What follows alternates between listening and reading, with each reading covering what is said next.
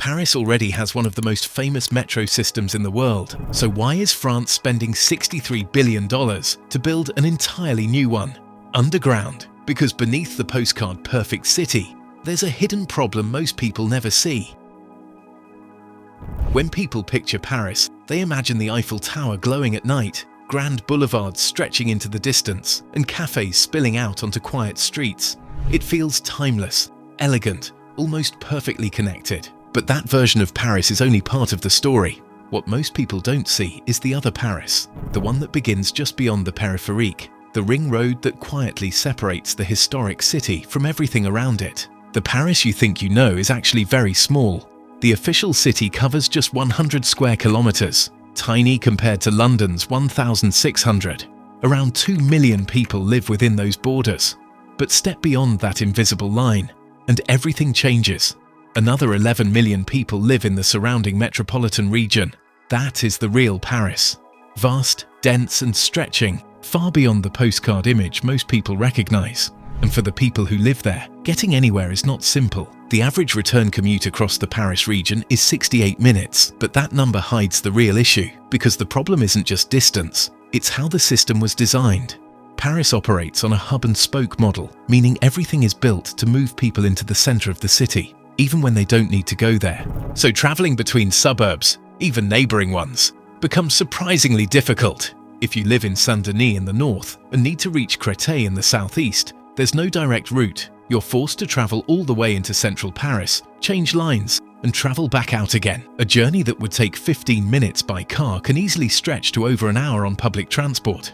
And that's not occasional, that's daily life. Commutes of 90 minutes each way are not uncommon. That's 3 hours a day, spent just getting to work and back. Hours that disappear, every single day. And over time, that kind of system doesn't just waste time, it reshapes entire lives. It determines where people can work, where they can study, and what opportunities they can realistically access. The suburbs, the banlieues, didn't become disconnected by chance. They were gradually cut off, not by physical distance, but by infrastructure that was never designed to serve them. Millions of people found themselves separated from jobs, universities, hospitals, from opportunity itself. Places only a few kilometers away might as well have been in another city entirely. And that's what this project is really about. Not just building new train lines, but trying to undo decades of division and reconnect a city that was never truly connected in the first place. So the question is, how do you redesign a city this old, this complex and this divided, without breaking it completely? This isn't just an upgrade to the metro, it's a complete rebuild of how Paris moves, happening almost entirely underground. The project is called the Grand Paris Express, the largest public transport expansion Europe has ever attempted. In total, it will add 200 kilometers of new metro lines, 68 brand new stations, and 4 entirely new automated routes, all built beneath the Greater Paris region. Around 90% of the network will run underground, carving through layers of rock, soil, and existing infrastructure beneath one of the most historic cities in the world. At the center of it all is the most important piece, Line 15, a 76-kilometer circular line, a ring, designed to do something Paris has never had before. Instead of pulling everyone into the city center, it connects suburb to suburb directly, linking the southern and eastern suburbs to Saint-Denis in the north and to La Défense, the region's largest business district, in the west. For the first time, millions of people will be able to travel across the outskirts of Paris without ever going through the center. Journeys that once took over an hour, with multiple changes, could be reduced to a direct trip in minutes. When the full network is complete, it's expected to carry around 3 million passengers every single day, expanding the Paris rail system to roughly 1,000 kilometers in total, ahead of Shanghai, Beijing, London and New York in overall coverage. But it's not just bigger, it's smarter. The trains will be fully automated, running at around 60 kilometers per hour, nearly twice as fast as much of the existing metro. During peak hours, they'll arrive as frequently as every 2 minutes. Fast, continuous, predictable, designed not just to move people, but to remove friction from everyday life. Going underground in a city built on history. Building any metro is hard. Building one beneath Paris is something else entirely. While the original Paris metro tunnels sit just 10 meters below ground, the Grand Paris Express tunnels are being built 30 to 40 meters beneath the city, specifically to avoid over a century of buried infrastructure already there. Water mains, electricity cables, sewers, old tunnel remnants, all sitting in the layer above where the new trains will run. At peak construction, 100-meter-long tunnel boring machines were pushing forward at 10 to 12 meters a day, 3 kilometers per year. These machines are as long as a football pitch, operating continuously deep below the streets. The stations present a separate challenge. Before excavation begins, a reinforced waterproof wall is built around each roughly 9,000 square meter site, creating a 60-meter deep containment box. 60% of civil engineering work at each station is completed before the tunnel boring machines even arrive. The deepest station on the network, Saint-Maur-Créteil, sits 52 meters underground, the deepest station in France. One of the more unusual decisions France made was how much they invested in the look and feel of the stations themselves. Many have been designed by world-renowned architects, built to serve as community hubs, not just transit points.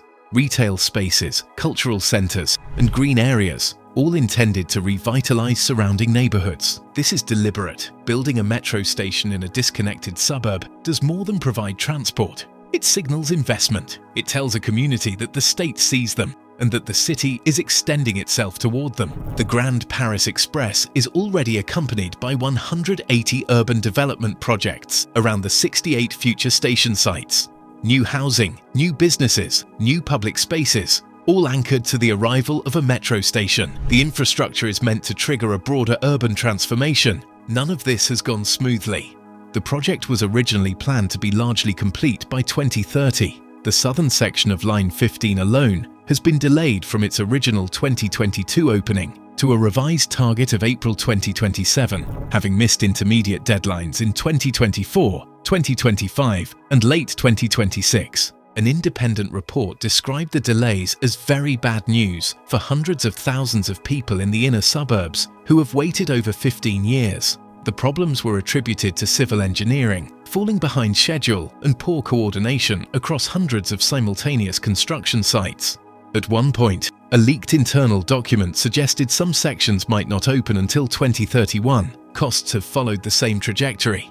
Total project costs are now estimated at between 38 and 42 billion euros, well above original projections, with the final figure expected to climb further. Critics argue the Grand Paris Express may ironically worsen the inequalities it claims to resolve. When a metro station arrives in a long-neglected neighborhood, property values rise, rents increase. The people the project was built to help can find themselves priced out of communities they've lived in for generations. Infrastructure investment is supposed to improve lives, but in practice, it often improves them most for people who can afford to move in afterward, not for the residents who were always there.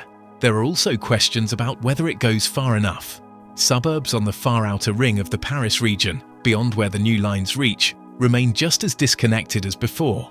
If this works, it won't just change how Paris commutes, it will reshape how an entire city breathes. By 2050, the network is expected to cut 27.6 million tons of CO2, equivalent to removing 370,000 cars from the road. It could create 115,000 jobs and unlock nearly 80 billion euros in economic value.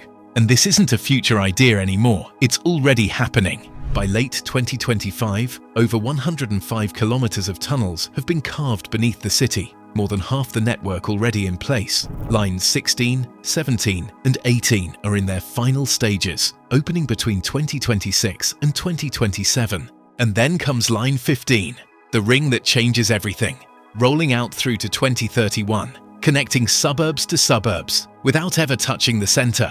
Because that's the real problem. Millions of people, every day, losing hours of their lives crossing a city that was never built to connect itself. This project won't be fast, it won't be cheap, and it won't be simple. But it might be necessary, because Paris has always been one of the greatest cities in the world, and for the first time in over a century, that might be about to change. So here's the real question. When you connect a city this old, this iconic, this fragile, do you fix it, or do you rewrite it?